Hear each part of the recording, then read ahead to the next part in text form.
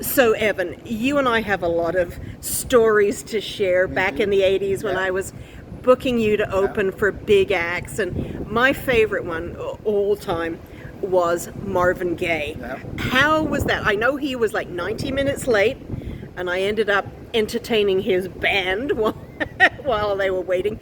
But you went out and had a killer opening act.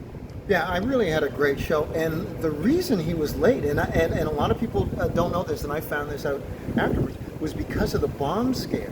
Oh, There was a bomb scare at C&E Stadium where we were, where the concert was, and so while I was on stage, the police were going by with the sniffer dogs and doing that. But that's why, because at the time, there were so many people in the area who were complaining about noise complaints about concerts and the lights and yeah. things like that.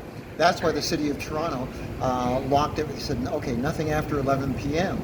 So they got this complaint that there was a bomb, which they did not find. Yeah. That's why he started late, because of the bomb threat.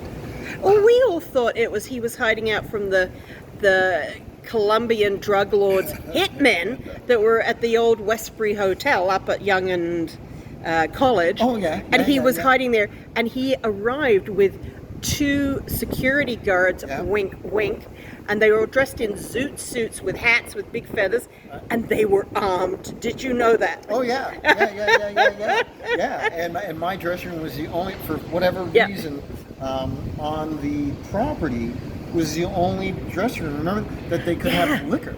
Yes, yes. So my dressing, so that's where the band was, and I still remember Sheila E. as Yep. being, her and her cousins were all part of the percussion Yep. group, and it was just a great band and a great night. And It was fantastic. When Yeah. I was amusing the band while they were waiting for the big man, I was talking to them all, and half of them had worked on a big album with Quincy Jones beforehand, Yep. Thriller. Yeah. So I got all the inside scoop on recording with Michael and Quincy and everything, and it's like I almost didn't care whether Marvin showed up. I was having fun. Well, that's the thing about working with acts like that. And, Yeah. I started out working with, I don't know if you remember, Carolyn Moss. Yes. A rocker out of New Jersey. Yeah. Time magazine touted her as the female Bruce Springsteen. Yeah. She was the first of the bigger acts that I worked with at the El Macombo. And Right. from there, I went to John Cougar Yep. at the El Macombo. And then Nona Hendrix, who was part of Patti LaBelle and the Bluebells. You're kidding. I didn't know that. Yeah. And then Peter Tork, Yep. who was on the Monkees, who was part of the Monkees.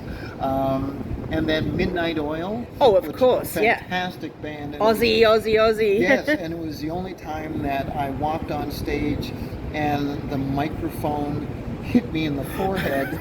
And of course, the lead singer is like Yeah. 6'7". Oh yeah, Peter And- Garrett. He's yeah. massive. He's now a politician. That's Yeah. right, yeah.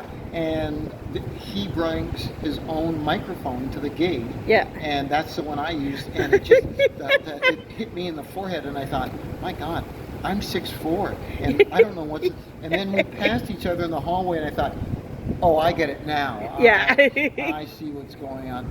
And then from there, Dionne Warwick, Oh. Marvin Gaye, Yeah. and Did you do Air Supply at the CNE? Air Supply Yes, was sir. at Maple Leaf Gardens. Oh, this was another one I booked. I don't know who opened for them, but one of them was sick and kept running off stage. There's a toilet right off stage, and he was vomiting, then coming back, not missing a beat. Yeah, so Air Supply was Maple Yep. Leaf Gardens, and I went on to, like I say, Dionne Warwick. Let's see who else. Gladys Knight, Yeah. The Temptations, Fats Domino, Jennifer Holliday. I don't know if you know. She was in the original cast, the Broadway cast of Dreamgirls. Oh yeah, Yeah. she's amazing. And as much as I respect Miss Hudson, no one can touch Miss Holiday. Jennifer Holliday, when Yeah. I did 4 shows with her at the Premier Center in Detroit. Wow. And it was such a big tour. Ray Parker Jr. showed up to watch. Who are you gonna call? Ray Parker Jr. Ray Parker Jr. And it was just to listen to her voice and hear Yeah. that for 4 shows. You went, wow, Yeah. that's a lot of power. Yeah. And the great thing about working with top acts like that is that you really get to see how show business is put together, Yeah. and what professionalism Yeah. is. Showing up on time, being nice to the crew, Yeah. being well dressed. Yeah. And you know, I was about to open for Frankie Valli in the Four Seasons in Hamilton, at the theater in Hamilton. Wow. I went a few weeks before to see what the theater was like. He was taping a TV show there, along with Aretha Franklin and B.B. King, Yeah. who I ended up having dinner with that night, which was fantastic. Me sitting Wow. in between the two of them, and just how great Frankie Valli Yeah. was, Aretha and B.B.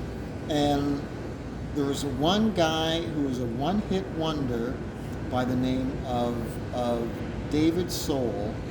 What do you mean? It's like Starsky and Hutch, man. Yeah. So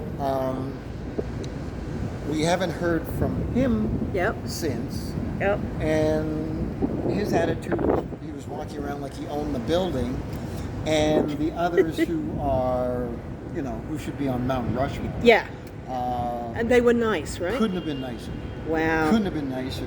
And so a few weeks later, I went back to open up for Frankie Valli in the Four Seasons, and I had a great time. But it was, the whole thing is to be professional.